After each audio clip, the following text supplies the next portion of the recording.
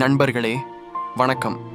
ஒரு சிறிய கிராமத்தில், அமைதியான பசுமையான ஒரு கிராமத்தில் ஒரு விவசாயி வசித்து வந்தார். அவர் ஒவ்வொரு நாள் காலையிலும் சூரியன் இன்னும் முழுமையாக உதயமாவதற்கு முன்பாகவே எழுந்து விடுவார்.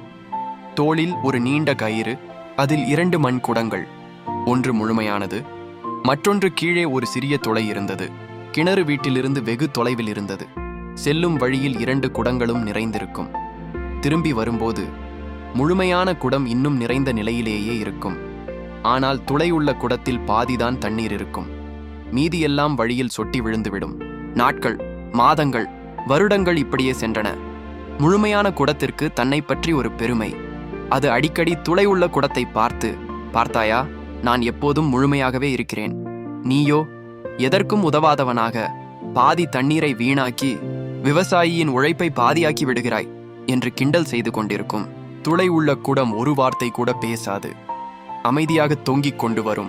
ஆனால் உள்ளுக்குள் ஒவ்வொரு நாளும் ஒரு குற்ற உணர்வு, ஒரு தாழ்வு மனப்பான்மை, ஒரு வலி. இப்படி ஒரு நாள் அது தாங்க முடியாமல் விவசாயி குடங்களை இறக்கி வைத்ததும் மென்மையான குரலில் பேச ஆரம்பித்தது. ஐயா, என்னை மன்னித்து விடுங்கள். நான் ஒரு உடைந்த குடம். எனக்கு ஒரு துளை இருக்கிறது. நான் தினமும் பாதி தண்ணீரை மட்டுமே கொண்டு வர முடிகிறது. நீங்கள் இவ்வளவு தூரம் நடந்து, இவ்வளவு கஷ்டப்பட்டு என்னை ஏன் தூக்கி கொண்டு வருகிறீர்கள்? என்னால் உங்களுக்கு முழு பயனும் தர முடியவில்லையே. நான் பயனற்றவனாக உணர்கிறேன். மன்னியுங்கள். விவசாயி அமைதியாக கேட்டார், புன்னகைத்தார். மெதுவாக துளை உள்ள குடத்தை தொட்டு, இதற்காகவா இவ்வளவு நாள் வருந்திக் கொண்டிருந்தாய்? கவலைப்படாதே. நாளை ஒரு உண்மையை காட்டுகிறேன். அதன் பிறகு நீ உன்னை ஒருபோதும் பயனற்றவனாக நினைக்க மாட்டாய் என்றார். மறுநாள் வழக்கம் போல கிணற்றுக்குச் சென்றார். தண்ணீர் நிரப்பினார். திரும்பி வரும்போது விவசாயி மென்மையாகச் சொன்னார், இன்று உன் பக்கம் பாதையை கவனமாக பார். குடம் கீழே பார்த்தது. அங்கே அதன் பக்கம் முழுவதும் ஒரு அற்புதம் நிகழ்ந்திருந்தது. சிவப்பு ரோஜாக்கள், மஞ்சள் செவ்வரளிகள், வெள்ளை மல்லிகைகள், பல வண்ண பூங்கொத்துகள். காற்றில் மெதுவாக அசைந்து வண்டுகள் மொய்த்து வண்ணத்து பூச்சிகள் பறந்து ஒரு வண்ணமயமான பூங்காவாக மாறியிருந்தது அந்த பாதை. குடம் முதலில் ஆச்சரியத்துடன் பார்த்தது, பிறகு மகிழ்ச்சியுடன் சிரித்தது. ஆனால் வீடு வந்ததும் மீண்டும் பாதி தண்ணீர்தான் இருந்ததை பார்த்து மனம் தளர்ந்து, பூக்கள் மிக அழகாக இருந்தன ஐயா, ஆனால் நான் இன்னும் உங்களுக்கு முழு தண்ணீர் கொண்டு வர முடியவில்லையே என்றது. விவசாயி இப்போது முழுமையாகச் சிரித்தார். 2 குடங்களையும் தரையில் வைத்து துளை உள்ள குடத்தை நிமிர்த்தி பார்த்து மெதுவாகச் சொன்னார், நீ இன்னும் புரிந்து கொள்ளவில்லை. பூக்கள் எந்த பக்கத்தில் மலர்ந்திருக்கின்றன தெரியுமா? உன் பக்கத்தில்தான். மறுபக்கத்துல முழுமையான குடம் வரும் பக்கத்துல ஒரு பூச்செடி கூட இல்லை. ஏன் தெரியுமா? நான் உனக்கு துளை இருப்பது பல மாதங்களுக்கு முன்பே தெரியும்.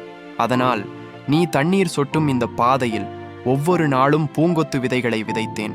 நீ திரும்பி வரும்போது உன் துளையிலிருந்து சொட்டிய ஒவ்வொரு துளி தண்ணீரும் அந்த விதைகளுக்கு உயிர் கொடுத்தது.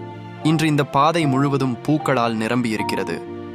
இந்த பூக்களை நான் பறித்து வீட்டிற்கு எடுத்துச் செல்கிறேன். மார்க்கெட்டில் விற்கிறேன். கோவிலில் சாற்றுகிறேன். என் குழந்தைகளின் முகத்தில் புன்னகையை வரவழைக்கிறேன். இவை அனைத்துக்கும் காரணம் நீதான். நீ நினைத்தாய் உன் குறைபாடு பயனற்றது என்று. ஆனால் உன் குறைபாடுதான் இந்த உலகிற்கு இவ்வளவு அழகை பரிசளித்திருக்கிறது. முழுமையான குடம் எனக்கு முழு தண்ணீரை கொண்டு வருகிறது. நீ என் வாழ்விற்கு, என் பயணத்திற்கு ஒரு தனித்துவமான அழகை கொண்டு வருகிறாய். இந்த உலகத்தில் யாருமே பூரணமாக இல்லை. ஒவ்வொருவருக்கும் ஒரு குறைபாடு இருக்கிறது. ஆனால் அந்த குறைபாட்டை சரியான கண்ணோட்டத்தில் பார்க்கும்போது அதுவே ஒரு நாள் நமது மிகப்பெரிய பலமாக மாறும்.